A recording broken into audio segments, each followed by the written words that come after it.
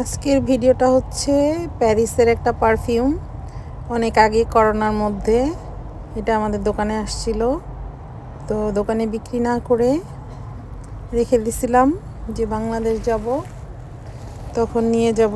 তো অনেক দিন পরে সুটকেস খুলে দেখলাম যে এটা ওইভাবেই আছে।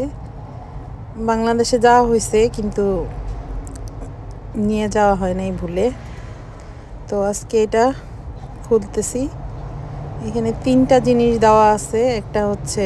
একটা হচ্ছে পারফিউমের বোতল ভর্তি করা আছে, আর একটা যেটা স্প্রে আর ভরার জন্য একটা কাকের মতো।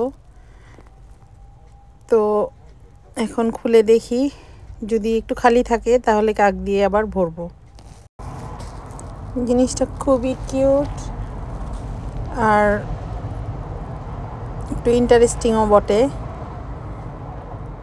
জিনিসটা ভালোই লাগে দেখতে, আর এটার পারফিউমটা তো খুবই জোস।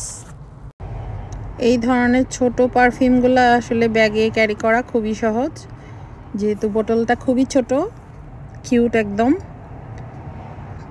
এখন আমি খুলে দেখছি, একটু খালি আছে। এখন এটাতে আর একটু ভরে দেখব কেমন হয়। তো খোলার আগেই স্মেলটা খুবই ভালো, চারিদিকে একদম ছড়িয়ে যাচ্ছে, খুবই সুন্দর স্মেল। এখন আমি বাদবাকি অংশ এই কাকটা দিয়ে ভরে দেখব।